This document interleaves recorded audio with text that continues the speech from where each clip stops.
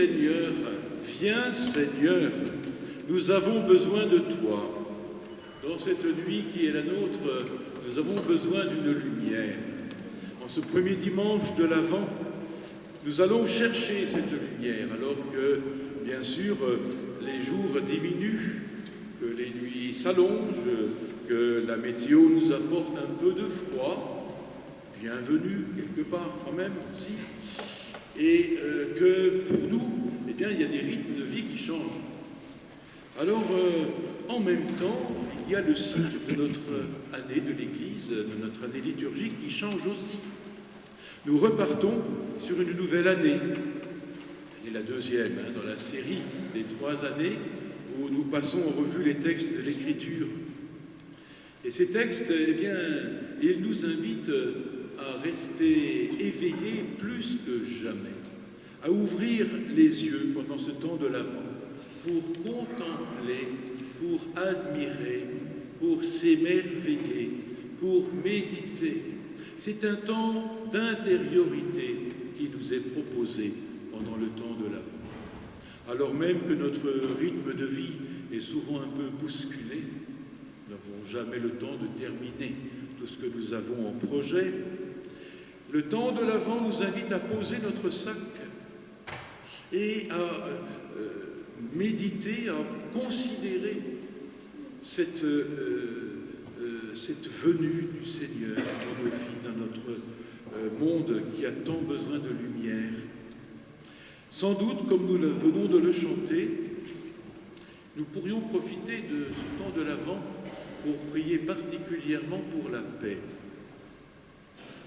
Notre monde est secoué comme sans doute il a rarement été depuis des décennies. Ce monde a besoin de paix, et la vraie paix, c'est celle que le Seigneur donne. Les hommes ont beaucoup de mal à établir la paix entre eux. Rentrons dans ce temps de l'Avent, entrons dans cette lumière qui vient nous éclairer dans l'obscurité de nos vies. Nous allons allumer cette lumière qui est le cierge de l'Avent, et cette lumière nouvelle, eh bien, elle va nous aider à avancer vers le Seigneur qui vient à notre rencontre, comme finalement la Vierge Marie elle-même attendait cette naissance, la naissance du Sauveur du monde, de la lumière. Voilà pour nous un bel itinéraire. Nous l'avons commencé déjà vendredi soir en réfléchissant à la manière d'habiter cette planète dans le respect des frères, et nous continuerons au fil de ces semaines à prier pour que notre cœur s'ouvre à cette venue inouïe. Nous rentrons dans cette célébration en reconnaissant que nous avons besoin d'être éclairés par la lumière venue d'en haut.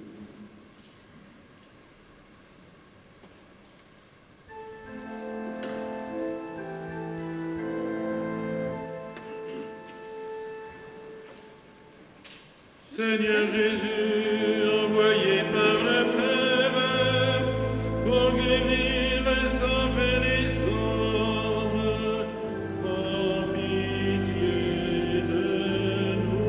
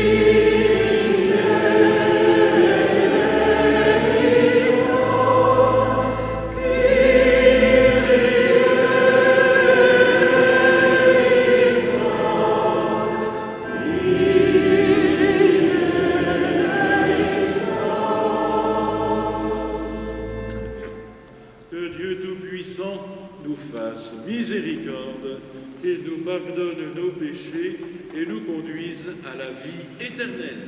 Amen. Prions le Seigneur. Donne à tes fidèles, Dieu Tout-Puissant, la volonté d'aller par les chemins de la justice à la rencontre de celui qui vient, le Christ, afin qu'il soit admis à sa droite et mérite d'entrer en possession du royaume des cieux. Par Jésus-Christ, ton Fils, notre Seigneur, qui vit et règne avec toi dans l'unité du Saint-Esprit, Dieu pour les siècles des siècles.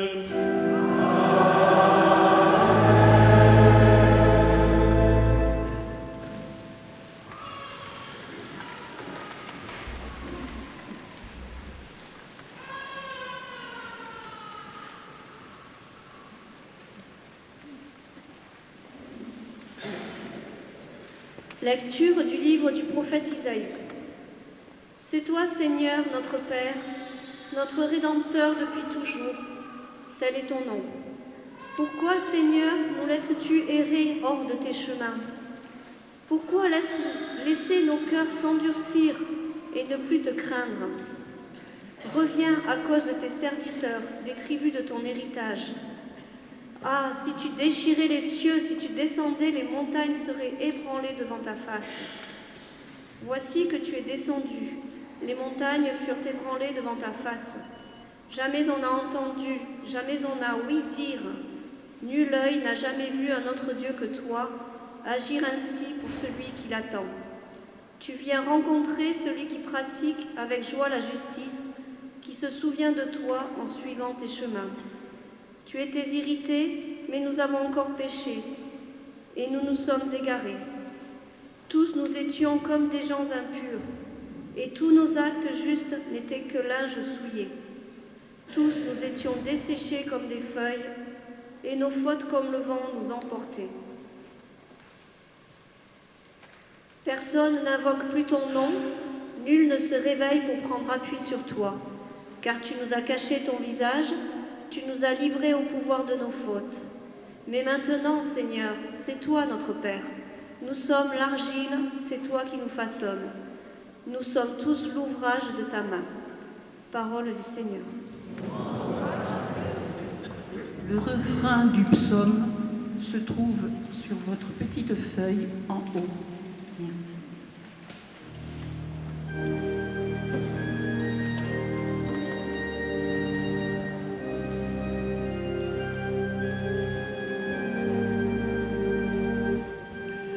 Dieu fait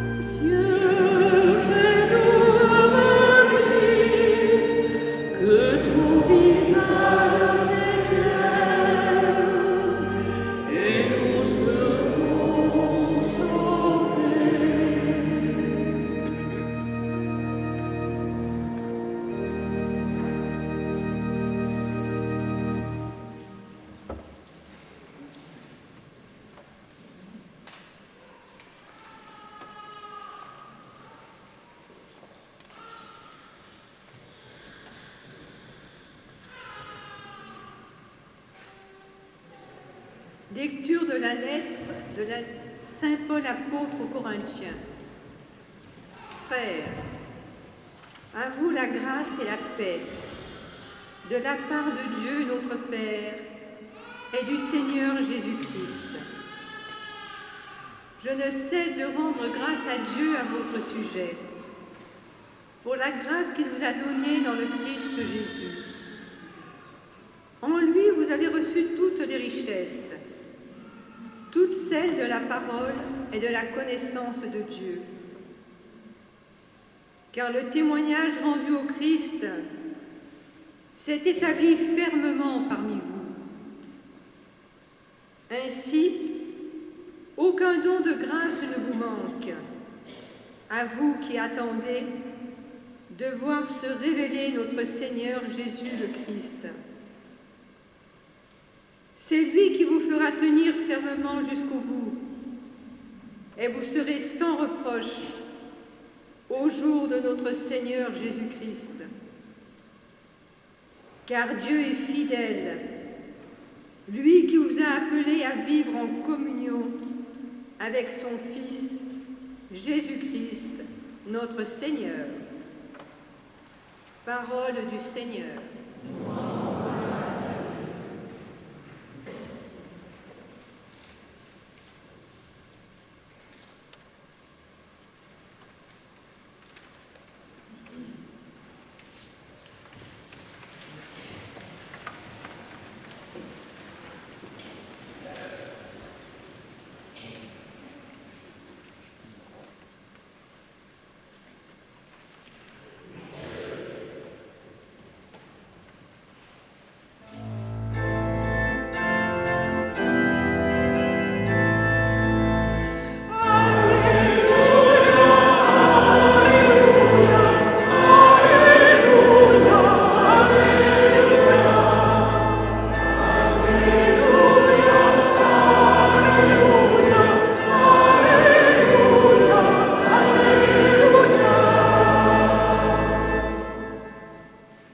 Fais-nous voir, Seigneur, ton amour, et donne-nous ton salut.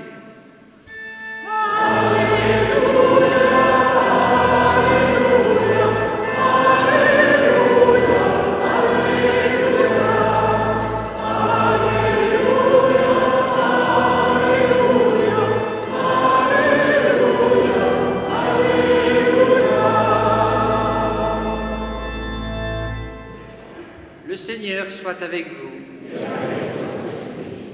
Évangile de Jésus-Christ selon saint Marc.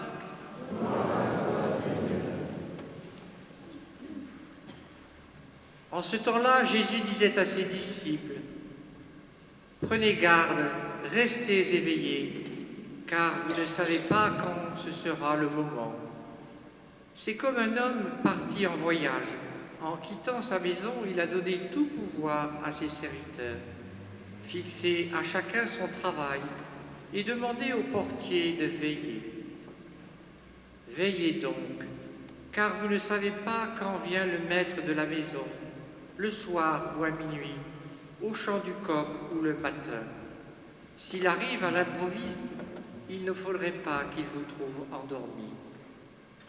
Ce que je vous dis là, je le dis à tous, veillez. Acclamons la parole de Dieu.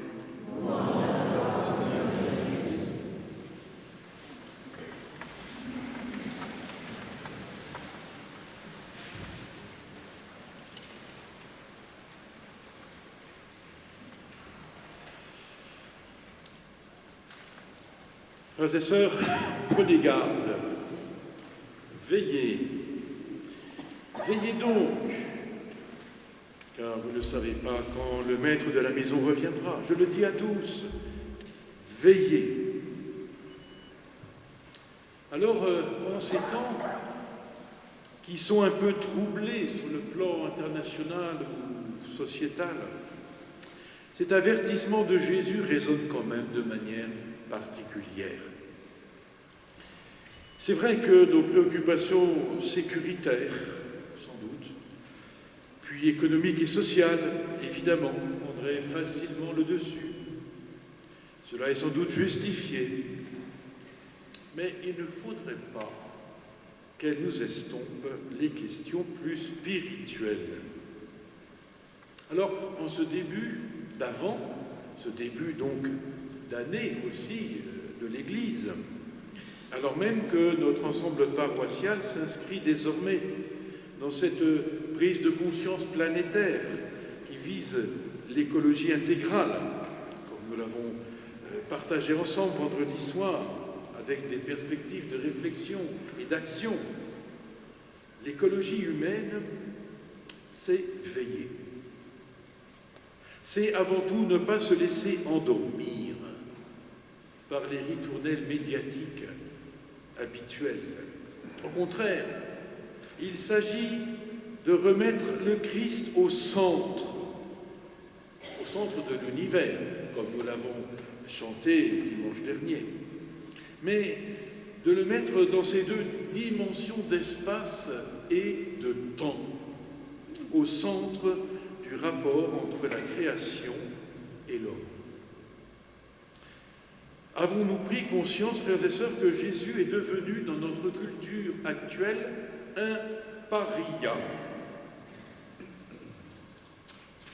Un exemple parmi des centaines d'autres. L'an dernier, je recevais une revue où, depuis quelques années, toutes les dates, toutes, sont exprimées sans plus aucun rapport avec Jésus-Christ. Vous savez, c'est l'an un tel de notre ère.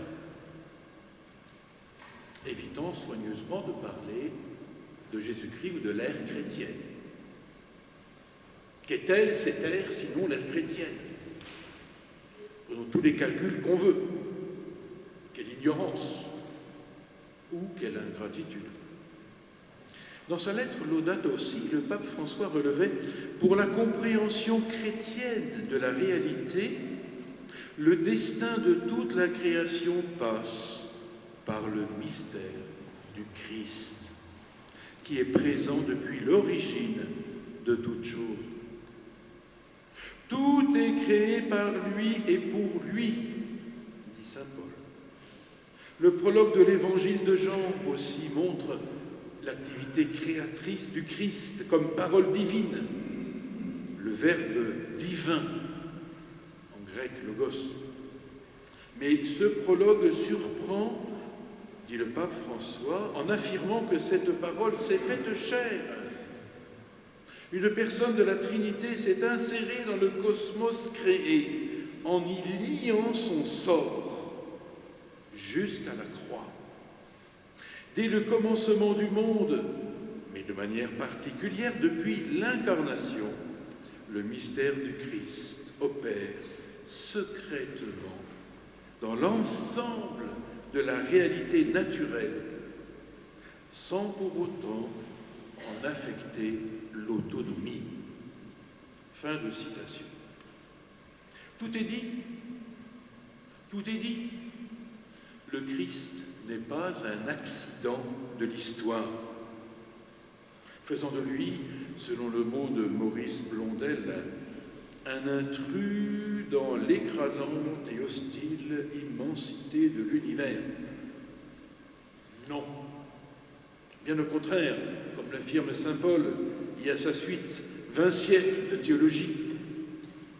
Il est l'image du Dieu invisible, le premier-né avant toute créature. En lui, tout fut créé, dans le ciel et sur la terre.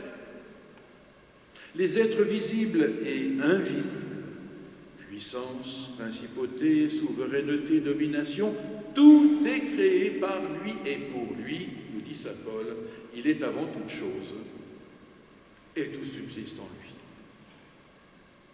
Quelle définition du Christ! Nous trouvons ça dans la lettre aux Colossiens. Une précision importante, la venue dans l'homme du premier-né avant toute créature n'est-elle quand même pas le résultat du péché d'Adam? J'entends cela de temps en temps. Le Christ serait venu réparer l'erreur initiale. Eh bien non. Le motif de l'incarnation vient de ce que Dieu veut avoir à l'extérieur de lui quelqu'un qui l'aime de façon digne Autrement dit, le Verbe se serait incarné même si Adam n'avait pas péché, car il est le couronnement même de la création, l'œuvre suprême de Dieu. Le péché de l'homme a déterminé le mode de l'incarnation, qui désormais se rattache à la rédemption du péché, mais pas son principe. Le motif est transcendantal et certainement pas occasionnel. Reste pour nous, en ce début d'Avent, à prendre de bonnes résolutions. Les bonnes résolutions, nous pouvons les prendre en nous appuyant sur le Christ. Dans le livre de la Genèse, Dieu confie la terre à l'homme, avec comme consigne de la dominer. Eh bien, Jésus est venu préciser ce qu'il en est exactement. En Saint Marc, je suis venu pour servir et pour donner ma vie en rançon pour la multitude. Oui, il s'agit d'une domination, oui, par rapport à la création, en se servant d'elle, oui, mais en la servant. C'est-à-dire en la respectant, en la défendant, en la protégeant de toute manipulation. Saint François d'Assise avait l'habitude de dire à ses frères « Je n'ai jamais été un voleur d'aumônes qui en demandait ou les utilisait plus qu'il ne fallait. Je prie toujours moins qu'il ne m'en fallait, afin que les autres pauvres ne fussent pas privés de leur part, car faire autrement, ce serait voler. » Voilà un principe lumineux. Essayons de ne pas être des voleurs de ressources, en utilisant plus que le nécessaire, et en le soustrayant ainsi à ceux qui viendront après nous, ou qui sont ailleurs. L'approche de Noël, c'est un appel fort à cette sobriété, à cette parcimonie dans l'utilisation de la création. Le Créateur lui-même vient nous donner l'exemple en se faisant homme. Il s'est contenté d'une étable pour naître. Et Jésus fera remarquer qu'il n'avait pas où reposer sa tête. Tous, croyants et non-croyants, nous sommes appelés à agir dans la sobriété et le respect de la création. Mais nous, chrétiens, nous devons le faire dans un esprit bien spécial, en regardant vers le haut. Si le Père Céleste a tout fait par le Christ et pour le Christ, nous aussi, nous pouvons tout faire par lui, avec lui et en lui, c'est-à-dire avec sa force et pour sa gloire. Beau chemin d'avant à tous. Amen.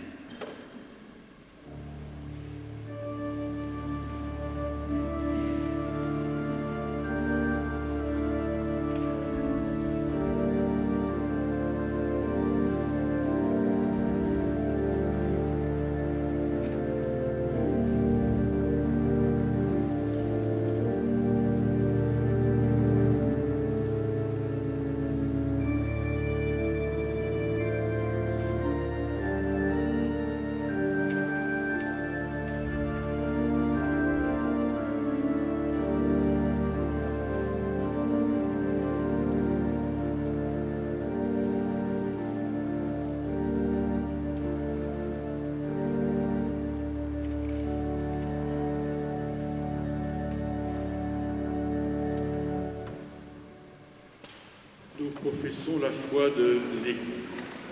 Je crois en un seul Dieu, le Père Tout-Puissant, Créateur du ciel et de la terre, de l'univers visible et invisible. Je crois en un seul Seigneur, Jésus-Christ, le Fils unique de Dieu, né du Père avant tous les siècles, Il est Dieu, né de Dieu, lumière, né de la lumière, vrai Dieu, né du vrai Dieu, engendré, non pas créé, consubstantiel au Père, et par lui tout a été fait. Pour nous les hommes et pour notre salut, il descendit du ciel. Par l'Esprit Saint, il a pris chair de la Vierge Marie et s'est fait homme.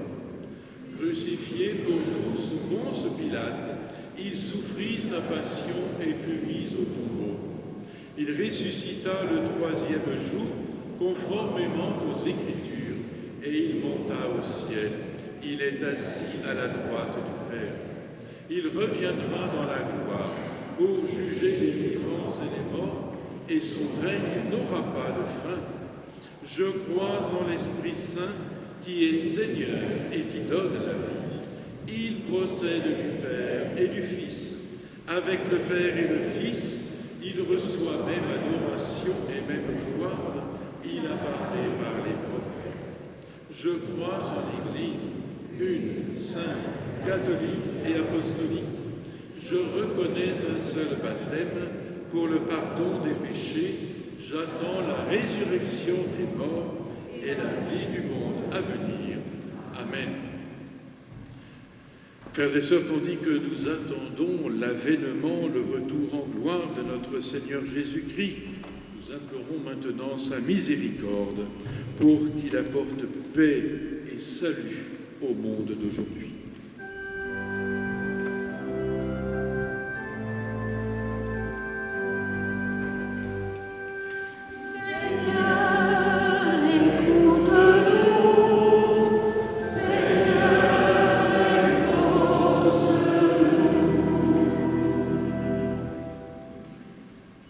Ce dimanche marque le commencement d'une nouvelle année liturgique, ainsi que le début de la période de l'Avent, où nous nous préparons à fêter la naissance de Jésus. Restons vigilants pour participer au projet de Dieu. Ensemble, prions.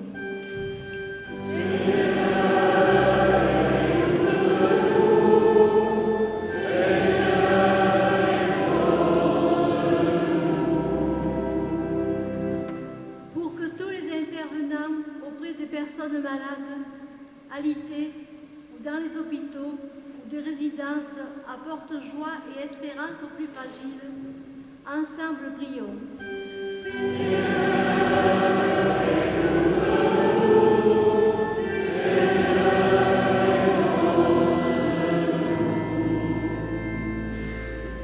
Dans les couvents et les abbayes, moines et moniales veillent sur tous les habitants de la terre.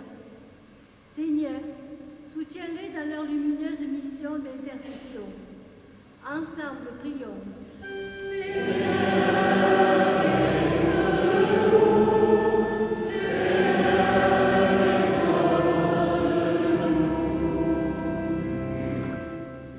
Avec le pape François, en ce temps de l'Avent, demandons au Seigneur de nous aider à garder la lampe de la foi allumée dans nos vies et à nous préparer à recevoir sa visite qui nous remplit de paix et de joie. Ensemble, prions.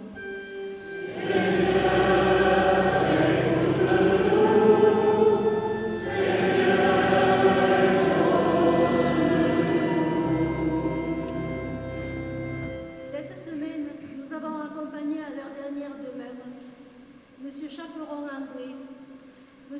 Délès Richard à la Grande Motte et M. Gaston Michel à Palavas. Seigneur, accueille-les dans ton royaume avec tous tes élus. Nous t'en prions.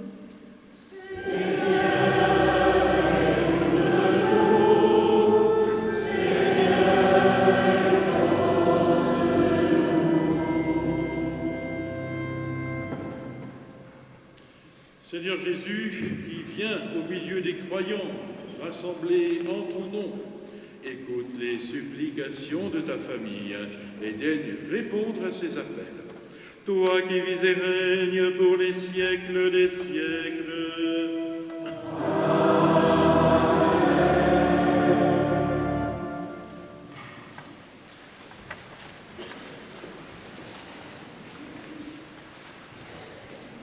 C'est le premier week-end du mois, donc nous avons 2 quêtes, et la deuxième étant pour le chauffage de nos églises.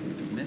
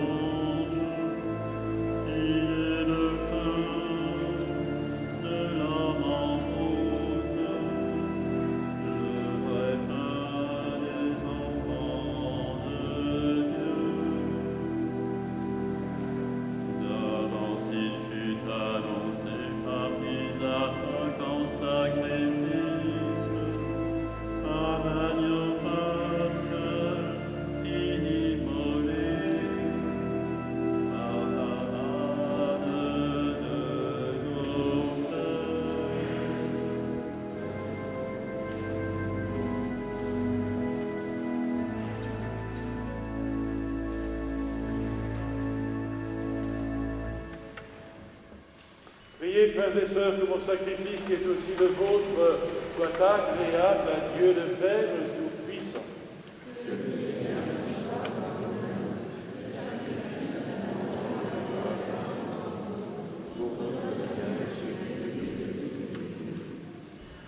Nous t'offrons, Seigneur, ces dons prélevés sur les bienfaits reçus de toi. Nous t'en prions, accueille-les. Puisse la célébration fervente que tu nous donnes d'accomplir dans le temps présent nous obtenir la rédemption éternelle par le Christ notre Seigneur. Amen. Le Seigneur soit avec vous. Et avec votre esprit. Élevons notre cœur. Rendons grâce au Seigneur notre Dieu.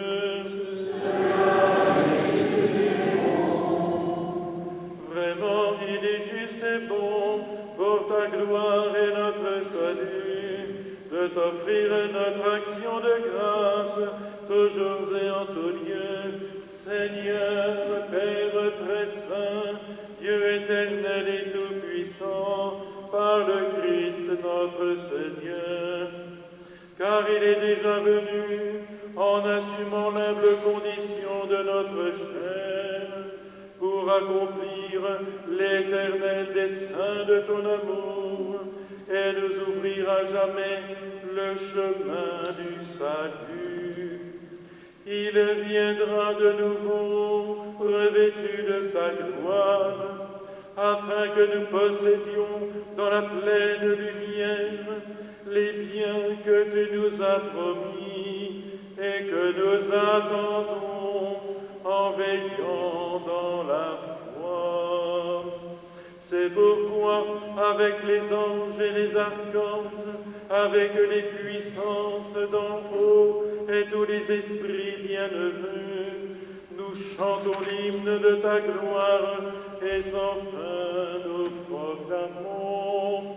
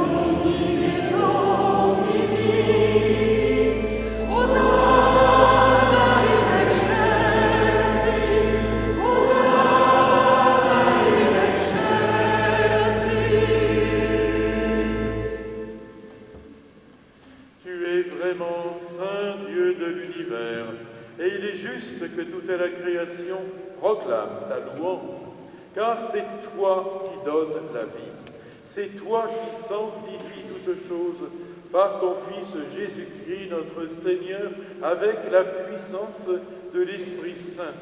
Et tu ne cesses de rassembler ton peuple, afin que, du levant au couchant du soleil, une offrande pure soit présentée à ton nom. C'est pourquoi nous voici rassemblés devant toi, Dieu notre Père, et dans la communion de toute l'Église, nous célébrons le jour où le Christ est ressuscité d'entre les morts. Par lui, que tu as élevé à ta droite, nous te supplions de consacrer toi-même les offrandes que nous apportons, sanctifie-les par ton esprit, pour qu'elles deviennent le corps et le sang de ton Fils, Jésus-Christ notre Seigneur, qui nous a dit de célébrer ce mystère. La nuit même où il fut livré, il prit le pain, en te rendant grâce, il dit la bénédiction, il rompit le pain et le donna à ses disciples en disant « Prenez et mangez-en tous, ceci est mon corps livré pour vous. »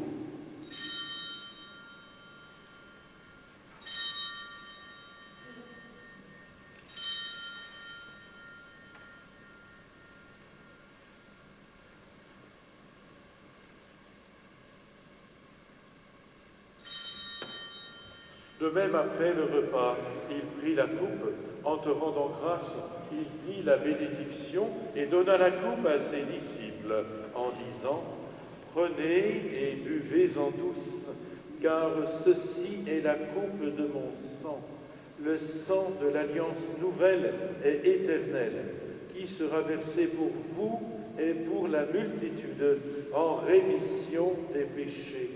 Vous ferez cela en mémoire de moi. »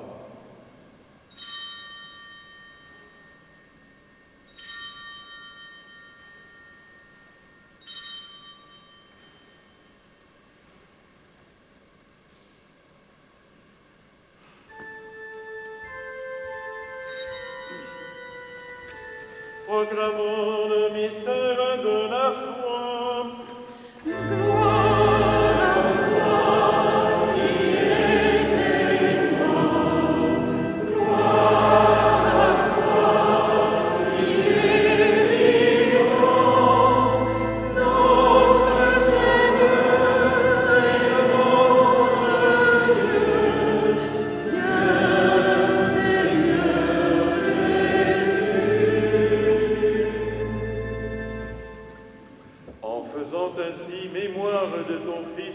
De sa passion qui nous sauve, de sa glorieuse résurrection et de son ascension dans le ciel, alors que nous attendons son dernier avènement, nous t'offrons, Seigneur, en action de grâce, ce sacrifice vivant et saint. Regarde, nous t'en prions, l'oblation de ton Église. Aide-elle d'y reconnaître ton Fils, qui, selon ta volonté, s'est offert en sacrifice pour nous réconcilier avec toi. Quand nous serons nourris de son corps et de son sang, et remplis de l'Esprit Saint, accorde-nous d'être un seul corps et un seul esprit dans le Christ. Que l'Esprit Saint fasse de nous une éternelle offrande à ta gloire, pour que nous obtenions un jour l'héritage promis avec tes élus. En premier lieu, la bienheureuse Vierge Marie, Mère de Dieu, avec Saint Joseph, son époux, les bienheureux apôtres, les glorieux martyrs et tous les saints qui ne cessent d'intercéder auprès de toi et nous assurent de ton secours.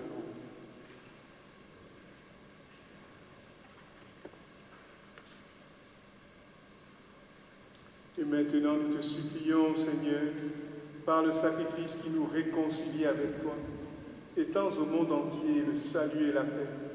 Affermis ton Église en pèlerinage sur la terre, dans la foi et la charité, en union avec ton serviteur, notre pape François, notre évêque Norbert, l'ensemble des évêques, les prêtres, les diacres et tout le peuple que tu as racheté.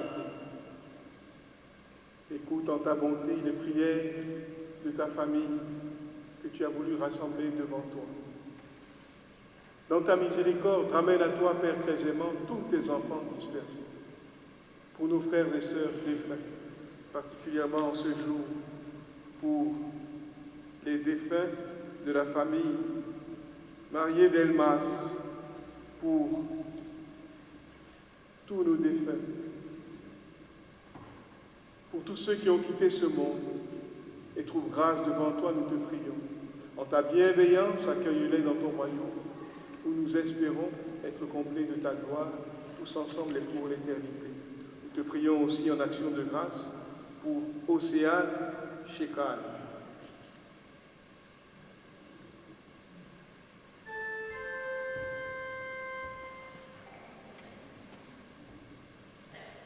Par lui, avec lui et en lui, à toi, Dieu le Père Tout-Puissant, dans l'unité du Saint-Esprit, toute honneur et toute gloire, pour les siècles des siècles.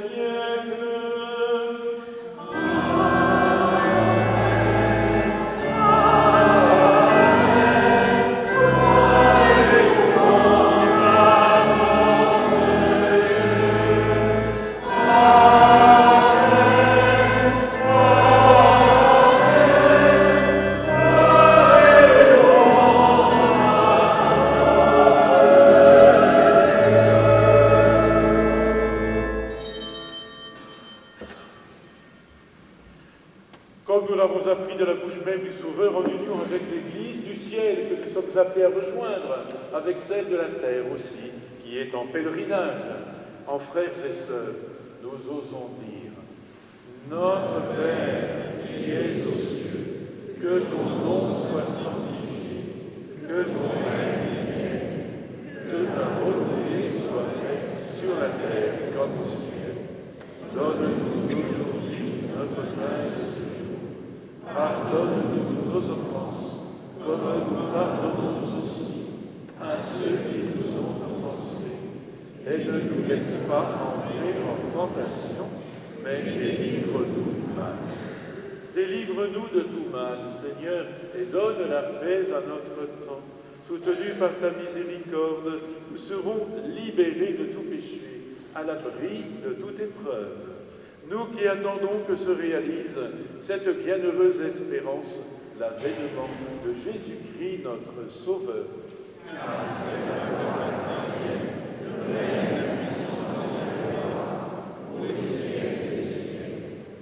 Seigneur Jésus-Christ, tu as dit à tes apôtres: je vous laisse la paix, je vous donne ma paix. Ne regarde pas nos péchés, mais la foi de ton Église. Pour que ta volonté s'accomplisse, donne-lui toujours cette paix et conduis-la vers l'unité parfaite, toi qui vis et règnes pour les siècles des siècles. Amen. Que La paix du Seigneur soit toujours avec vous. Et avec votre esprit. Dans la charité du Christ, donnez-vous la paix.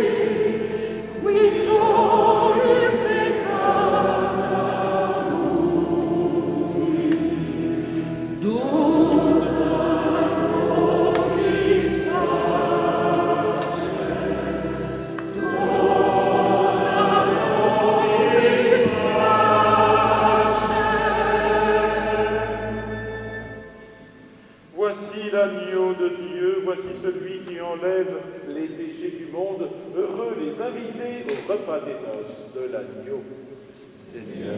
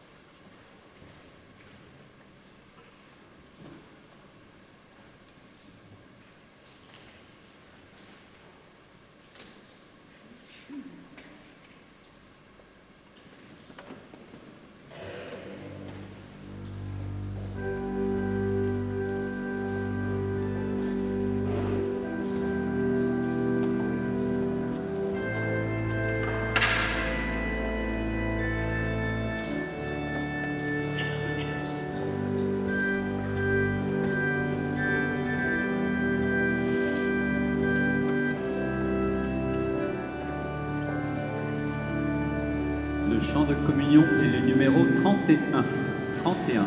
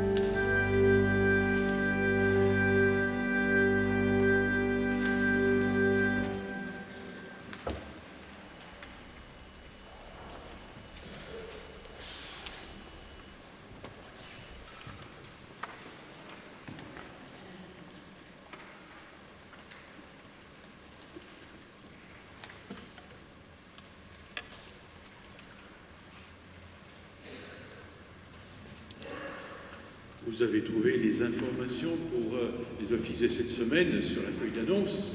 Pensez à la prendre à la sortie. Voilà. Alors, le temps de l'Avent, c'est le temps de la construction de nos crèches. Voilà. Elles apparaissent parfois même à l'extérieur des églises. C'est une belle chose. Et surtout, bien sûr, dans les églises. Merci à toutes les équipes qui, dans nos différents clochers de l'ensemble paroissial, se sont attachées ou sont en train de s'attacher à bâtir ces crèches qui rendent présente à la fois la proximité, mais aussi la simplicité et l'humilité de cette présence de Dieu nouvelle pour l'humanité. Un grand merci à toutes et à tous. Également, donc, nous aurons donc à la sortie les scouts qui vont nous proposer donc leur calendrier. N'hésitez pas à, j'allais dire, le prendre. Le calendrier, c'est tout un programme pour l'année. En plus, quand c'est des jeunes qui nous le proposent, comment refuser? Et puis donc, dans le programme de l'Avent, il y a cet après-midi les vêpres de l'Avent, donc qui seront célébrés ici même à Pérol à 17h. Prions le Seigneur.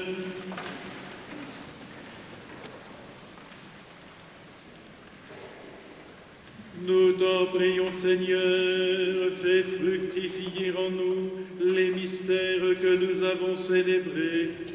Tandis que nous marchons dans ce monde qui passe, tu nous enseignes par eux à aimer dès maintenant les biens du ciel et à nous attacher à ceux qui demeurent par le Christ notre Seigneur.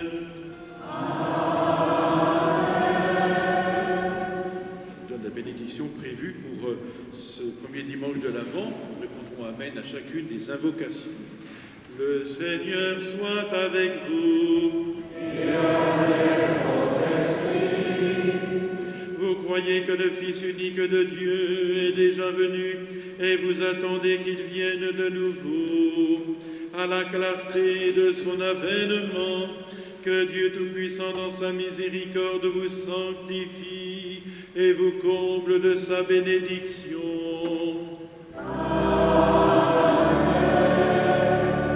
Dans le combat de cette vie, qu'il rende ferme votre foi, joyeuse votre espérance, efficace votre charité.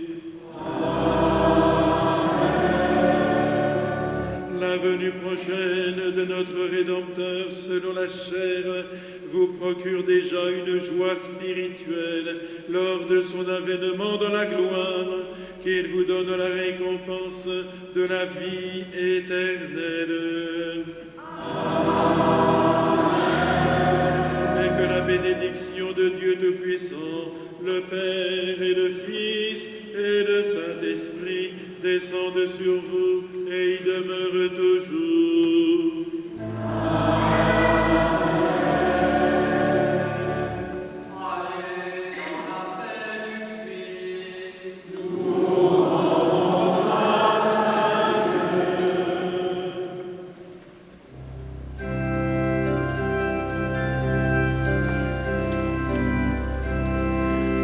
Numéro 9 sur vos livrets.